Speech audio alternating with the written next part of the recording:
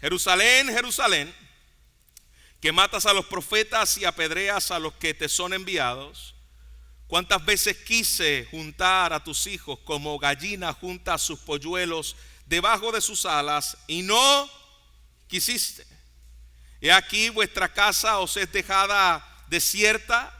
Por esto os digo que desde ahora no me veréis hasta que digas: bendito el que viene en el nombre del Señor.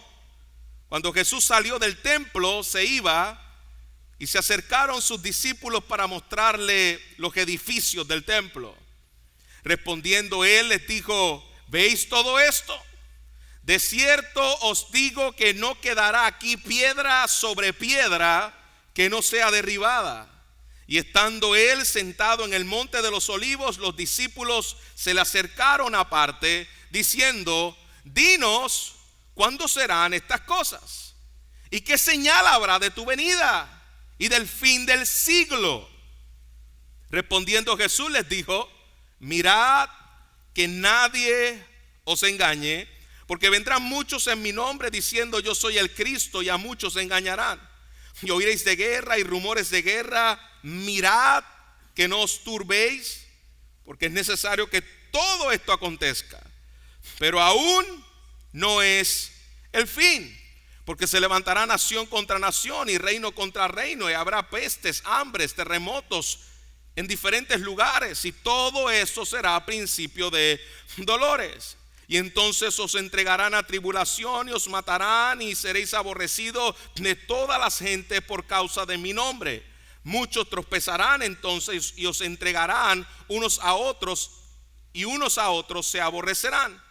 Y muchos falsos profetas se levantarán y engañarán a muchos, y por haberse multiplicado la maldad, el amor de muchos se enfriará.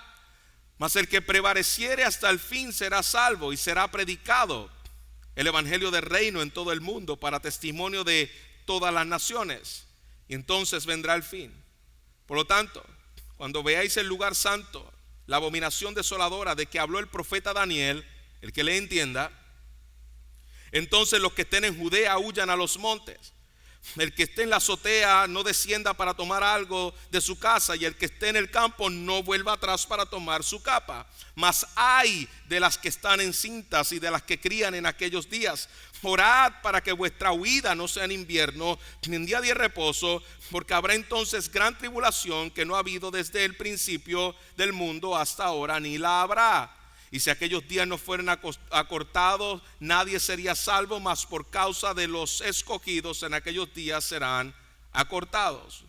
Entonces si alguno dijere: mirad, allí está el Cristo, o mirad, allí está, no lo creáis, porque se levantarán falsos cristos y falsos profetas.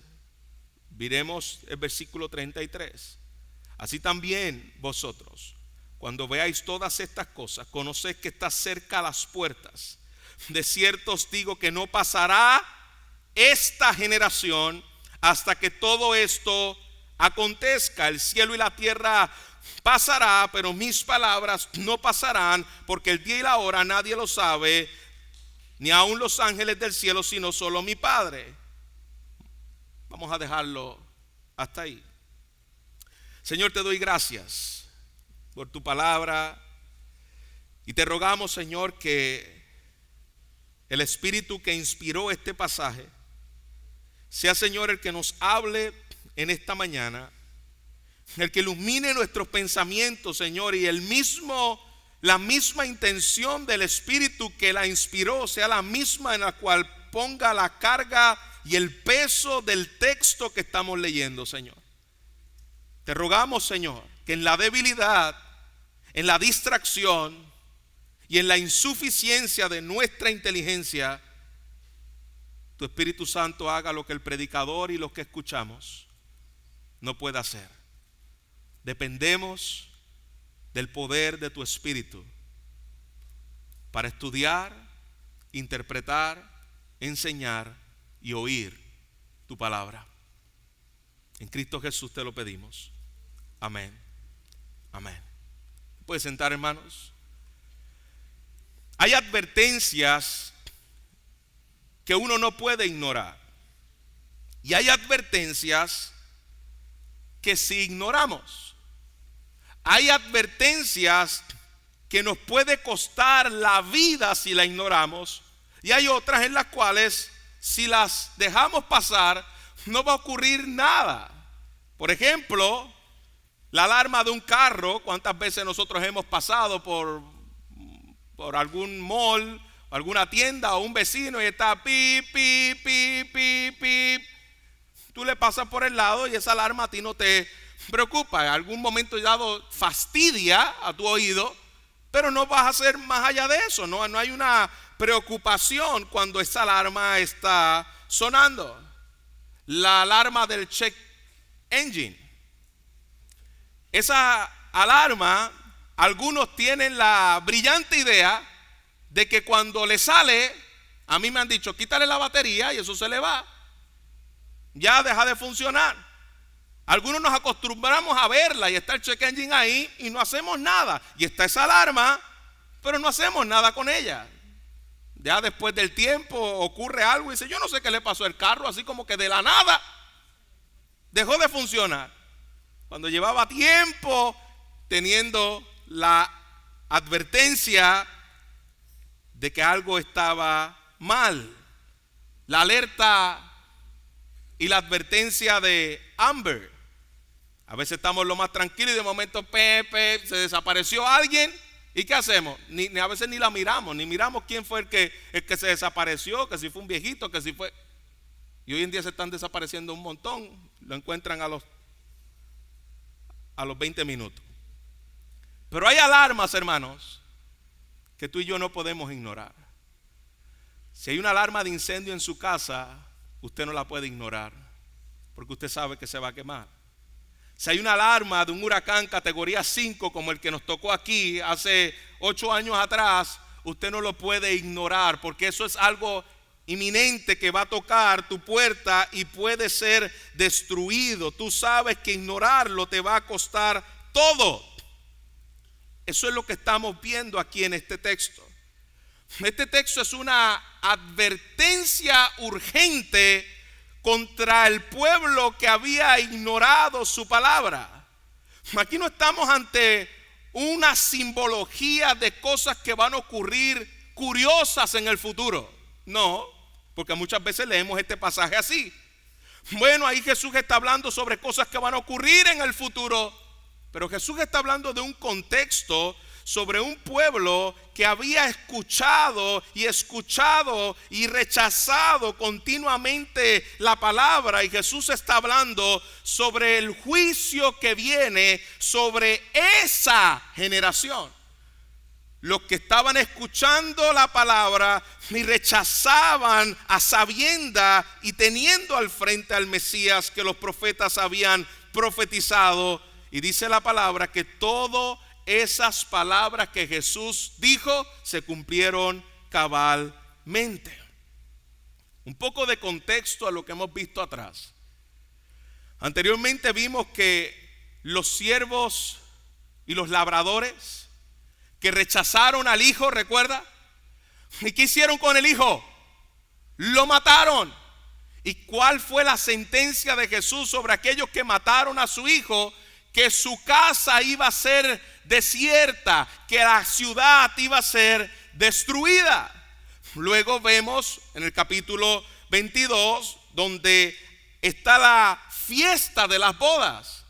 Y en la fiesta de las bodas, en Mateo capítulo 22, versículo 1 al 14, el rey prepara una boda para su hijo, los invita, los invitados. ¿Y quiénes eran los invitados?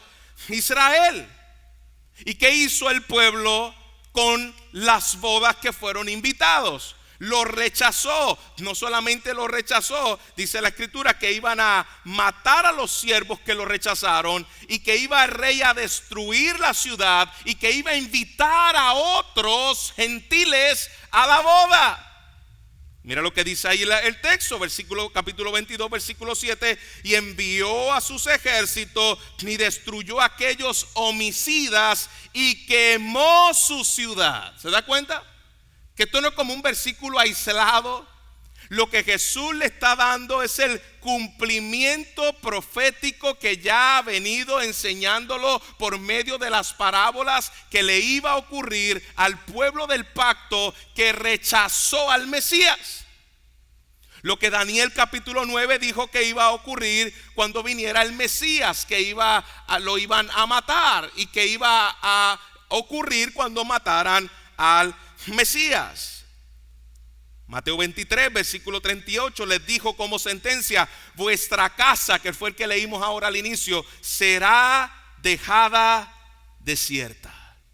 Toda esta antesala que Jesús ha venido enseñando no era otra cosa que las parábolas que describen el fin de la era del antiguo pacto y el juicio de Dios contra aquellos que mataron al Hijo. Eso es lo que significa Mateo 24. Mira cómo dice este lamento al rechazo del Mesías. Versículo 37. Jerusalén, Jerusalén, es la carga y el peso de un juicio irreversible, un juicio inminente, un juicio que iba a ocurrir. ¿Cuántas veces quise juntarte y no quisiste? Mira el tono de Jesús. Esto no es un lenguaje frío, un lenguaje distante. Es el lamento del rey y del Mesías que había sido rechazado, y Jesús lo repite 2 veces en señal de énfasis, de dolor, de ayes. Jerusalén, Jerusalén.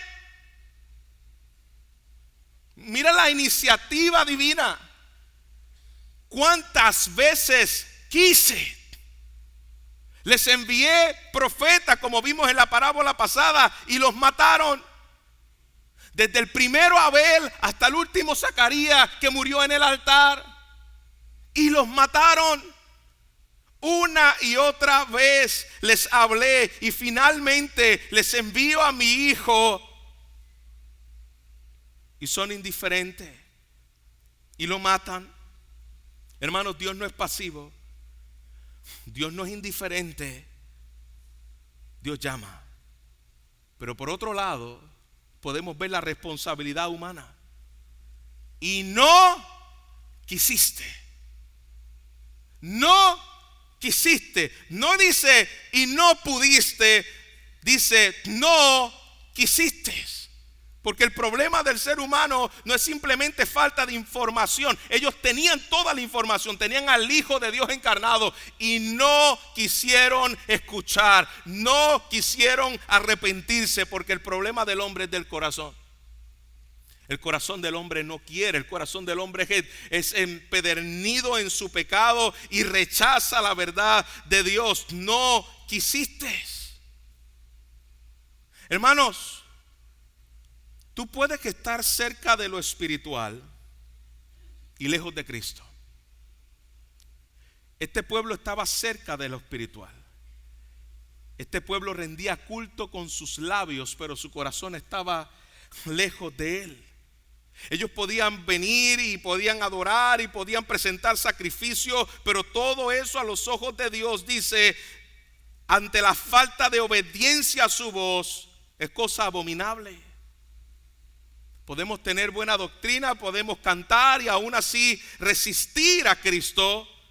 Y cuando el rechazo es persistente, que es lo que vemos continuamente, persistentemente rechazando la verdad del Mesías, solo queda juzgar.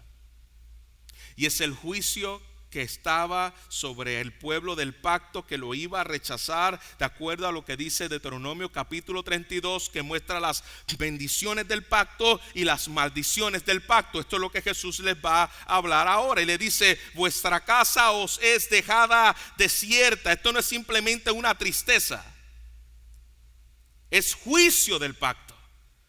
Cuando Jesús le está diciendo Jerusalén, Jerusalén, es que lo que venía era juicio ante el pueblo que había dejado el pacto. Y aquí está la sentencia. Jesús no está dando, escúcheme hermano, Jesús no está dando una profecía que no se había dado.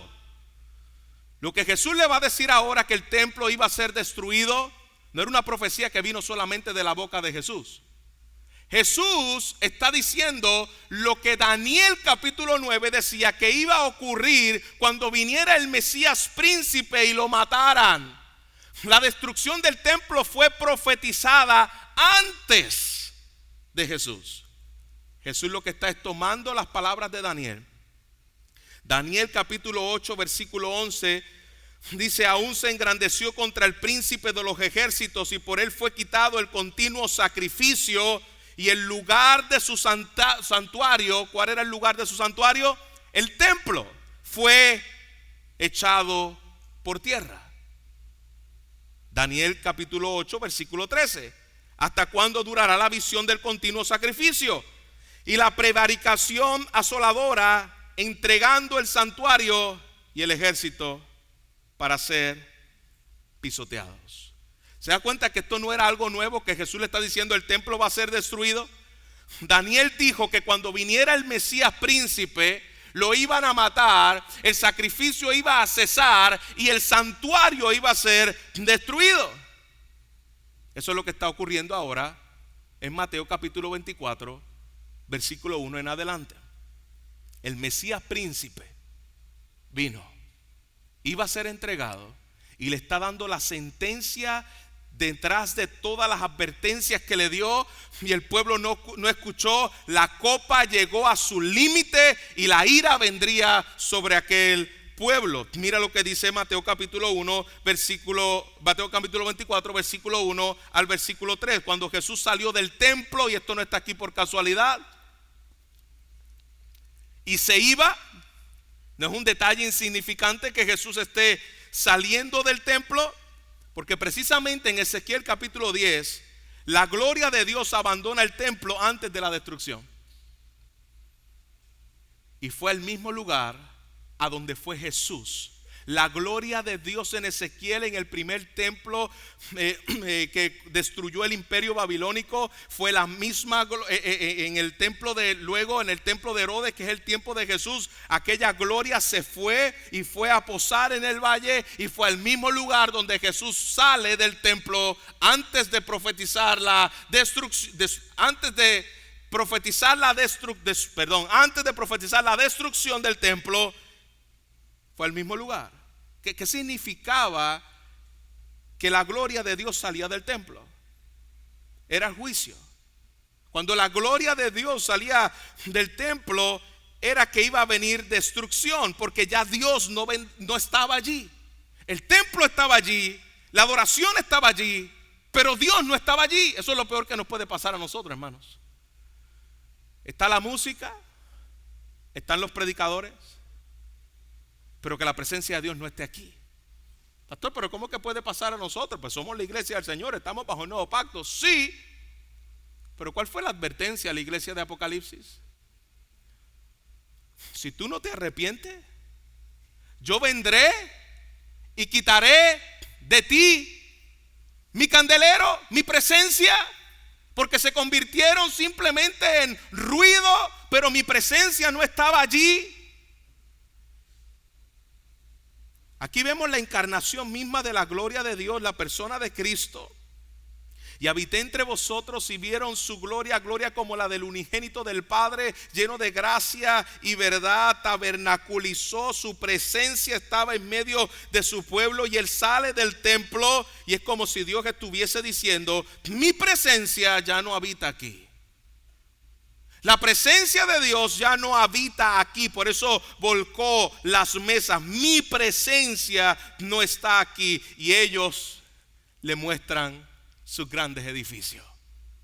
Jesús sale en señal de juicio a lo que le iba a ocurrir al templo, y ellos le muestran y le dicen: mira qué grande templo tenemos, mira qué belleza. Y hermano, eso era una belleza en aquel momento. Era algo impresionante el mirar aquella estructura. Era algo bello, y ellos veían algo hermoso y bello, pero lo que Jesús veía con sus ojos era corrupción, era juicio, era rechazo. Y mira lo que Jesús le dice: de cierto os digo, que no quedará piedra sobre piedra. Y esto no es una hipérbole, hermanos. Eso es las palabras de Jesús en el cumplimiento de Daniel capítulo 8 de lo que iba a ocurrir con el santuario cuando quitaran al Mesías príncipe. No quedará piedra sobre piedra. Jesús está declarando: el fin del templo es igual al fin del sacerdocio, y el fin del sacerdocio es el fin del antiguo pacto. No solo el templo iba a ser destruido, todo el sistema que operaba en el templo iba a ser destruido. Recuerda, hermano, que para los judíos el templo era lo más importante, era el lugar donde la presencia de Dios moraba. Y Jesús le está diciendo: aquí no va a quedar piedra sobre piedra. La mente del judío era: y entonces, ¿cuándo van a suceder estas cosas? ¿Y qué señal habla acerca del fin? Escuche bien lo que está diciendo Jesús. ¿El fin de qué? Del siglo.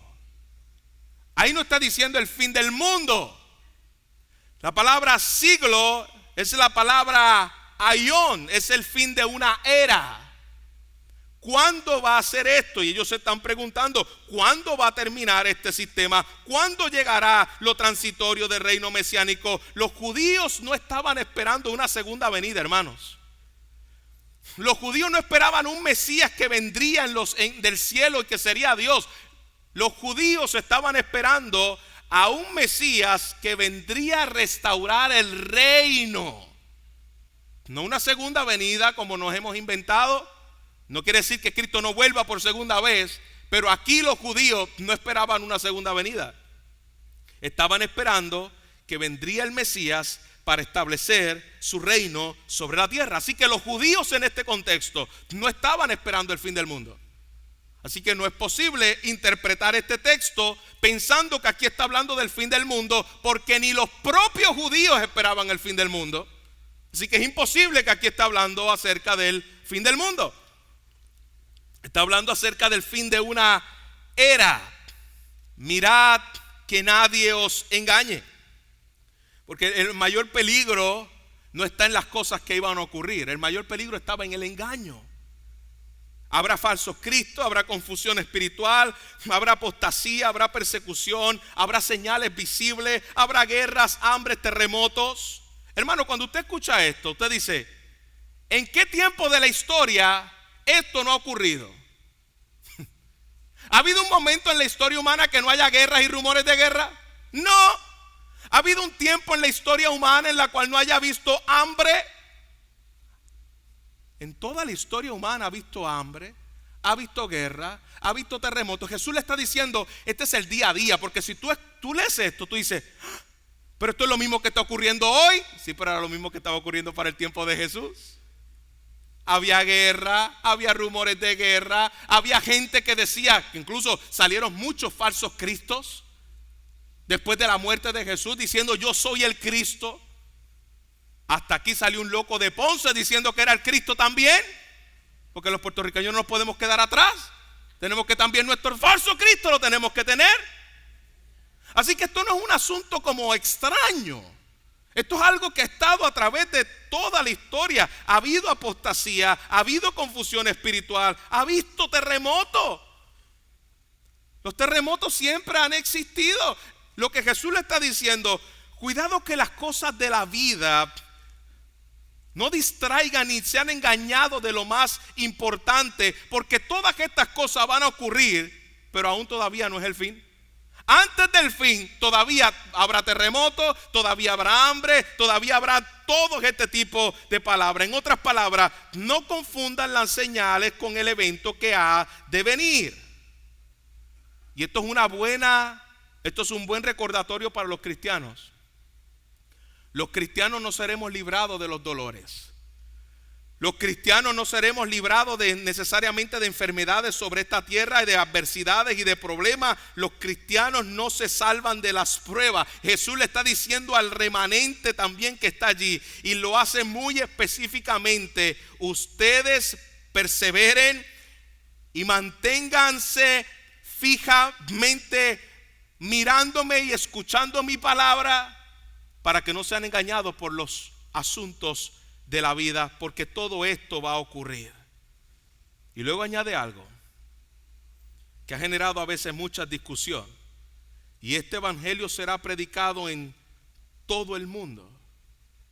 Pero la palabra usada ahí no es la palabra cosmos, como todo el planeta, sino la palabra oikumene, que quiere decir el mundo habitado por el pueblo, el imperio romano. Y en el Nuevo Testamento mismo afirma que esto se cumplió. Pablo dice que el evangelio ha sido proclamado a toda la creación debajo del cielo. El escenario estaba listo y la llegada de la señal decisiva del juicio sobre Jerusalén vendría. ¿Y cuál era esa señal decisiva? Mira las palabras que le dice Jesús. Cuando vea la abominación desoladora, Mateo está usando, por las palabras de Jesús, el lenguaje de Daniel. Pero Lucas explica el significado de la desolación, de la abominación desoladora. Versículo paralelo a este, mira lo que dice: cuando veáis a Jerusalén rodeada de ejércitos. Así que eso no es una señal misteriosa. ¿Y cuál va a ser la abominación desoladora? No, ahí está claro. Cuando veáis a Jerusalén rodeada de ejércitos, entonces sabráis que ejércitos, los ejércitos romanos. Y Jesús da unas instrucciones. Cuando ustedes vean la señal de la abominación desoladora. ¿Y qué significa la palabra desoladora? Es una desolación. Jesús le estaba diciendo en el versículo 38: vuestra casa será dejada, ¿qué? Desierta. Vendrá una desolación. El imperio vendría y tomaría todo lo que representaba la cúpula religiosa y el significado de las ofrendas y de la adoración. Esto no era algo cualquiera. Cuando vean al ejército venir, ¿qué van a hacer? Mira lo que dice aquí: huyan a los montes. Hermanos, eso no tiene sentido si aquí estamos hablando del fin del mundo. Cuando ustedes vean al ejército venir, huyan a los montes. Hermanos, si es el fin del mundo, ¿para qué rayos tú te vas a ir a los montes? ¿Acaso el monte no te van a encontrar en el monte? Para los que viven en el centro de los Estados Unidos, se chavaron, como decimos aquí, porque allí no hay monte. ¿Se da cuenta de que aquí no está hablando acerca del fin del mundo, hermanos? Eso no tiene absolutamente sentido, pero tiene todo el sentido del mundo si aquí está hablando de un asedio militar que vendría a invadir a una ciudad como parte de la soberanía y providencia de Dios, permitiéndolo para enjuiciar al pueblo del pacto, para que recibiera las maldiciones del pacto por haber rechazado al Mesías del pacto. De eso trata Mateo 24. Y de hecho, la historia registra que los cristianos que obedecieron las palabras de Jesús sobrevivieron.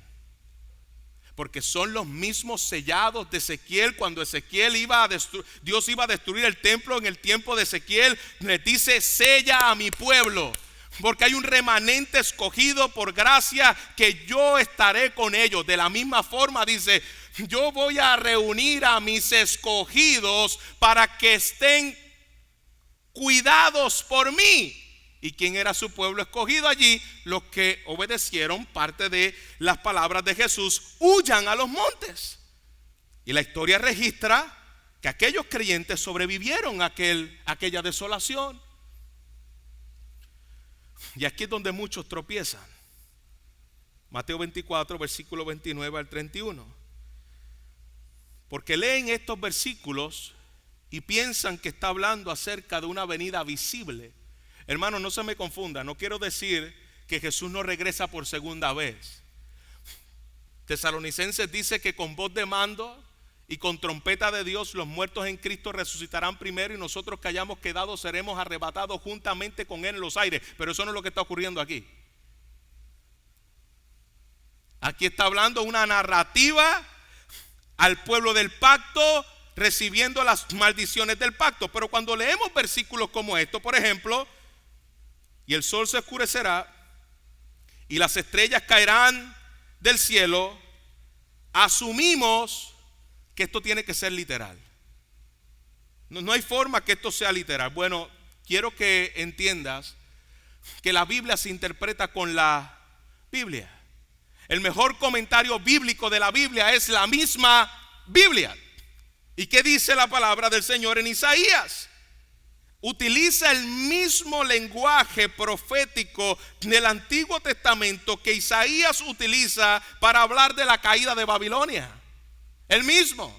El sol se oscurecerá, las estrellas caerán del cielo. Ezequiel utiliza el mismo lenguaje para hablar de la caída de Egipto. Y Jesús está utilizando el lenguaje profético de Isaías y el lenguaje profético que utilizó Ezequiel para hablar de la caída de Jerusalén. Estos no son versículos de una bola de futuro, como a veces lo leemos, para ver cuándo va a ocurrir esto. No, esto viene precisamente de Daniel capítulo 7, donde dice: y entonces verán al Hijo del Hombre viniendo en las nubes. Daniel habla acerca del Hijo del Hombre, que el Hijo del Hombre, hermano, es que a veces leemos estos textos, no profundizamos, no conocemos lo que Daniel había dicho y no entendemos lo que Jesús está diciendo. Porque Daniel nunca dijo que el Hijo del Hombre venía a la tierra. Daniel habló del Hijo del Hombre que viene al anciano de días para recibir la autoridad. No decía que el Hijo del Hombre vendría a la tierra. El Hijo del Hombre vio venir al Hijo del Hombre al anciano de días. Entonces, ¿qué significa esto? Que Jesús está siendo vindicado, que el Mesías está siendo entronizado y está viniendo en juicio contra aquellos que rechazaron el pacto. Es lo que vio precisamente Esteban cuando fue apedreado. Vio al Hijo del Hombre en su trono gobernando. Lo mismo que le dijo a Caifás: desde hoy te digo que tú verás al Hijo del Hombre venir. Dios viniendo en juicio contra aquellos que habían rechazado al Mesías, al Hijo. Y no es una segunda venida final, es una venida judicial. Y en medio de ese juicio yo tendré misericordia, dice la palabra, de mis escogidos. Y voy a reunir a mis escogidos. Mientras el viejo pacto cae, mientras este sistema es enjuiciado, mientras yo me divorcio de la adúltera, mi pueblo vendrá a mí. Mis escogidos vendrán a mí. Y Jesús utiliza ahora una ilustración muy simple. Y comienza a hablar, versículo 32 al versículo 35, de la higuera. Así como tú puedes mirar y discernir las estaciones del tiempo, también tú puedes discernir los tiempos de Dios. Y luego hace una declaración que no puede ignorar. De cierto os digo, hermanos, en esta declaración se cae o se levanta lo que Jesús está diciendo. De cierto os digo. Y cuando Jesús está diciendo la palabra de cierto os digo, esto puede sonar un poco feo, pero en Puerto Rico sería como: por la madre mía. Es decir, lo que yo le estoy diciendo a ustedes se va a cumplir sí o sí. No hay forma que lo que yo le estoy diciendo a ustedes, esto no se vaya a cumplir. De cierto os digo que no pasará esta generación. Jesús no deja espacio para interpretaciones tardías, hermanos. Incluso es triste escuchar a algunos comentaristas cristianos y teólogos del pasado decir: aquí fue la única vez que Jesús se equivocó. Este es el versículo favorito de los ateos. Porque los ateos dicen: Jesús dijo que se iba a cumplir y que iba a ocurrir, y Jesús nunca lo cumplió. Dijo que iba a venir y Jesús nunca vino. Jesús no es tan fiable como muchos tienen, porque Jesús se equivoca. En un ateo tú lo puedes decir, bueno, ¿qué más puedes esperar de un ateo? Pero que tú escuches comentaristas cristianos, teólogos decir, aquí fue donde la única vez donde Jesús se equivocó, hermano. Si Jesús se equivocó una vez, Jesús no es Dios. No hay forma en que Jesús se haya equivocado una vez y siga siendo el Mesías. Lo que Jesús está hablando aquí concluye con una de las afirmaciones más poderosas de toda la Escritura. El cielo y la tierra pasará, pero mis palabras no pasarán. Esto no es una afirmación de solamente autoridad, esto es una afirmación de absoluta confiabilidad. Tú puedes confiar que si yo te estoy diciendo que esta generación no va a pasar, porque mis palabras son fieles y verdaderas, y esto va a ocurrir. Dice el historiador Josefo que aquella época, en el año 70, donde vino la abominación desoladora, el imperio romano, y acabó con el templo y acabó con todo lo que estaba allí, que el salvajismo, la matanza, la enfermedad y el hambre que marcaron al pueblo judío durante esos años era indescriptible. Los padres recurrieron al canibalismo con sus propios hijos. Muchos judíos fueron llevados a la esclavitud y el número de muertos se contaba por millones. Y todo esto tuvo lugar en unos 40 años después que Jesús le dijera las palabras a sus discípulos: esta generación no pasará sin ver al Hijo de Dios viniendo en las nubes en juicio contra su pueblo. Hermanos, ¿cuánto duraba una generación para el pueblo judío?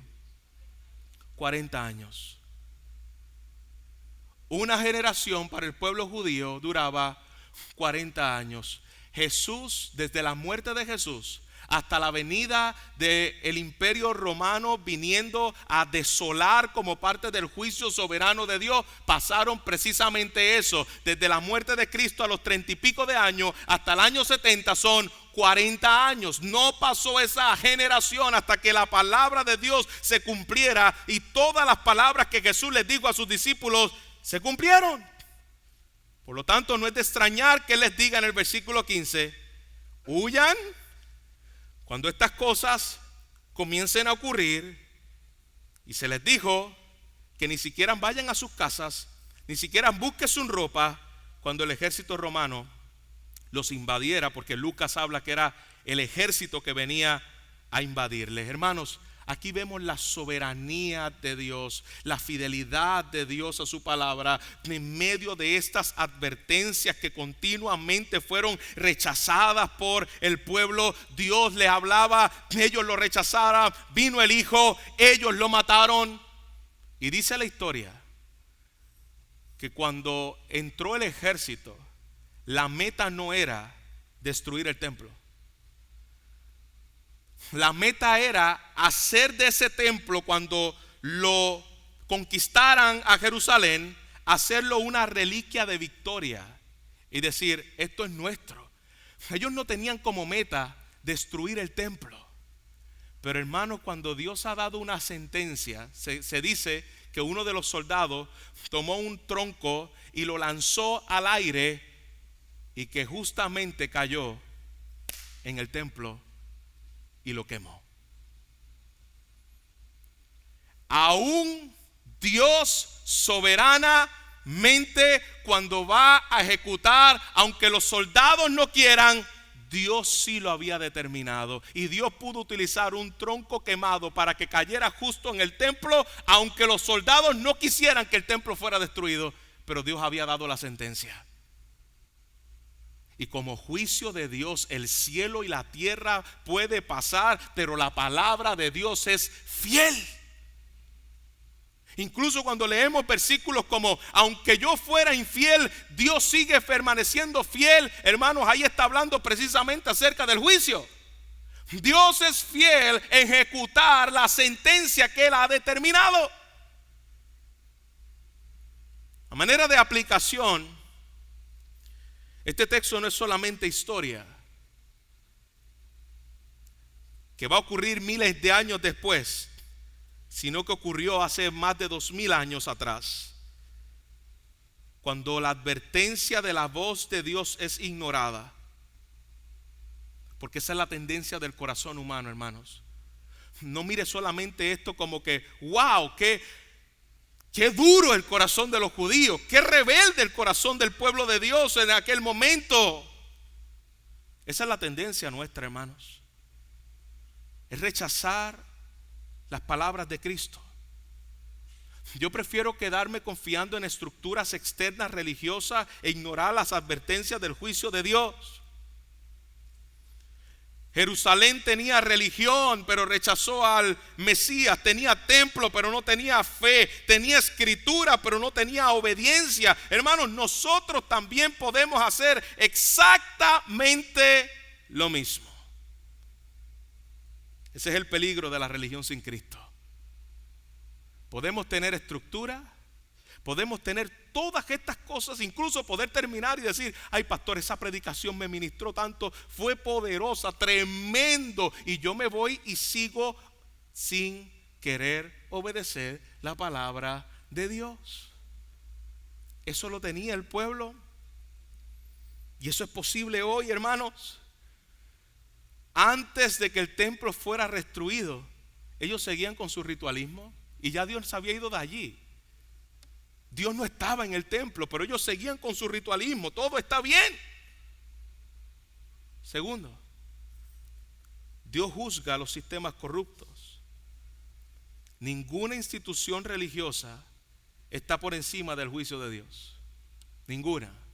Llámese como se llame. Llámese Southern Baptist Convention. Ninguna institución religiosa está por encima del juicio de Dios. Dios no tiene sistemas religiosos consentidos. Tercero, Cristo gobierna la historia. Él le dijo que iba a ocurrir y su palabra fue cumplida y todo lo que Dios había determinado se cumplió. Cuidado de ignorar su palabra, porque la paciencia de Dios tiene un límite. Aquí llegó el juicio. Advertencia tras advertencia tras advertencia. Aquí llegó el juicio. Cuarto, yo creo que miremos la urgencia del arrepentimiento. Jesús les habló y ellos no respondieron. Probablemente usted está aquí y llega domingo tras domingo aquí y usted no responde a la palabra. No piense que esa palabra que está siendo predicada, cuando tú la ignoras, no va a tener ningún efecto sobre tu vida. Cada vez que tú tomas la palabra de Dios, la escuchas domingo tras domingo y la dejas pasar como si fuera algo vano y superficial, tú estás acumulando ira para el día de la ira, porque esta palabra está haciendo un efecto en tu vida y esa misma palabra se va a cumplir. No ignores las advertencias de Dios. Tú no sabes cuándo es el último día. Bueno, es que yo todavía estoy muy joven. ¿Y de cuándo acá la muerte es por edad? Hoy puede ser tu último día y te encontrarás con el juicio de Dios eternamente, y mayor aún aquel que ha escuchado la palabra vez tras vez y pisotea al Mesías y pisotea al Hijo de Dios. 5. La seguridad del creyente en medio del juicio, en medio de guerras, en medio de hambres, en medio de terremotos. Hay pastores que mira, ahora este mundo está loco y que Irán va a destruir a los Estados Unidos y que Kim Jong nos va a tirar un misil y que Putin nos va a destruir y que Trump va a destruir al mundo. Tranquilo, que quien gobierna la historia es Dios. Y si Dios quiere usar un loco como Putin para llevar a cabo su juicio, lo va a usar. Y escúcheme, aunque no tenga un amén. Y si Dios quiere usar un loco como Trump para cumplir su propósito, lo va a hacer. Porque el que gobierna la historia se llama Dios. Van a escuchar de guerras y rumores de guerra y eso va a ocurrir, pero no se desenfoquen, no se queden mirando esas cosas. El cielo y la tierra pasan, pero mis palabras son fieles. En medio del juicio, en medio del hambre, en medio de los terremotos, Dios preserva a su pueblo. Dios cuida a su pueblo. Dios lo hizo en el pasado y aún en medio del juicio Dios va a preservar a los suyos, hermanos. Siempre lo ha hecho en el tiempo cuando digo preservar a los suyos, no quiere decir que no van a pasar tribulaciones, que no van a pasar adversidades, que muchas veces no van a ser tratados injustamente. Yo no estoy diciendo eso, pero en la injusticia, en la persecución, el Señor está con su pueblo. Lo hizo con Daniel cuando estaba en medio del foso de los leones. Dios preservó a Daniel cuidándolo de pasar por adversidades. No, porque esa no es la forma en que Dios cuida a su pueblo. Dios cuida a su pueblo, que en medio de las adversidades, allí estaba Dios con Daniel en el pozo. Allí estaba Dios con aquellos 3 hombres en el fuego. Allí estaba Dios recordándole a Isaías: aunque pases por las aguas y aunque pases por el fuego, las aguas no te ahogarán, ni la llama va a arder en ti, porque yo estoy contigo. Esa es la esperanza de la iglesia. Dios está con su pueblo. Y número 6. Confía en la palabra de Dios. Si Cristo cumplió esto, tú puedes confiar en que Él cumplirá todo lo demás. Pero si Cristo no cumplió esto, hermanos, tú no debes creer en el Jesús de la Biblia, que dijo que iba a hacer algo y no lo hizo. Pero si Jesús cumplió esto, hermanos, toda la palabra de Dios es fiable. Rechazar a Jesús trae juicio seguro. Y Jesús dijo que no pasaría esa generación, y pasó. Eso significa que Jesús no exagera. Jesús no falla, como dicen algunos falsos teólogos, o vamos a llamarle a algunos que quizás estaban sinceramente equivocados. Él no se equivoca. Entonces yo puedo confiarle a Él todo lo demás. Hoy Cristo sigue llamando, no desde el templo, hermanos, sino desde el evangelio. Y la pregunta que yo quiero hacerle no es una pregunta histórica, es una pregunta personal a tu corazón. ¿Responderás o endurecerás tu corazón a la voz del Mesías? El que tenga oídos para oír su palabra, que pueda escuchar al Señor en esta mañana. Padre, gracias, porque tu palabra es fiel, y todo, Señor, lo que en ella está establecido, tú lo has de cumplir. Ya lo has cumplido, como vimos en este texto, pero también lo que queda por cumplir, tú lo has de cumplir. Así que te rogamos, Señor, que tú pongas un temor reverente ante tu palabra. Señor, esto no es un cuento de hadas. No hay nada más serio que las palabras de nuestro Señor Jesucristo. Y esas palabras, Señor, que tenían el peso de la urgencia. Desde el versículo inicial que leímos, son las mismas palabras, Señor, que yo te ruego que hoy puedan resonar sobre nuestros corazones, que podamos sentir el peso de las palabras de Jesús, pero a la misma vez, Señor, que podamos tener un temor reverente de que tú eres fiel a tu palabra, Señor. Guárdanos de un corazón apático a tu verdad. Guárdanos, Señor, de distraernos con las cosas de esta vida. Y que, Señor, podamos confiar en las palabras que tú nos has traído. Aquel pueblo que confió y que escuchó tus palabras en aquel momento fueron libradas de esa desolación.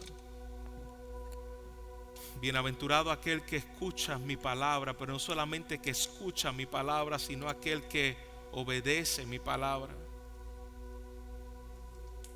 Señor, que no seamos oidores olvidadizos, que nos miramos a un espejo